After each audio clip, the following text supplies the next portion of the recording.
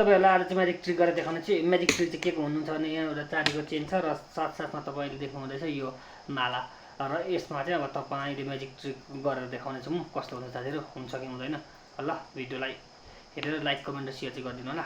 र यसले चाहिँ उचाल्ने छु म साथीहरु, र उचालिन्छ उचालिँदैन यसले, हेरौँ है त साथीहरु। ल त साथीहरु यसले चाहिँ अब कतिको काम गर्छ, वर्क कतिको गर्छ है साथीहरु।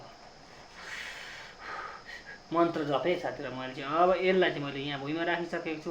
अब यो सँगसँगै मैले चाहिँ यो माला र यसलाई उचाल्ने छु है साथीहरु, हेरौँ है। यो माला उचालिसक्दा तल पनि उचालिन्छ भन्ने छ, हो कि होइन हेरौँ है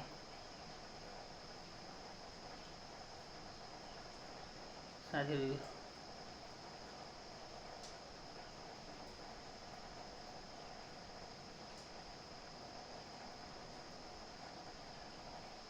ल ल ल साथीहरु हल्लिँदैछ हल्लिँदैछ साथीहरु। यस यस यस यस उठिसकेको छ साथीहरु। म अलिक उचाल्ने छु, तपाईहरुलाई देखाउने छु।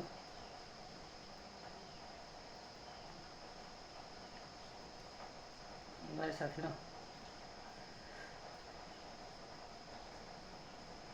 ल त साथीहरु तपाईले हेर्न सक्नुहुनेछ साथीहरु। यो चाहिँ उठिसकेको छ।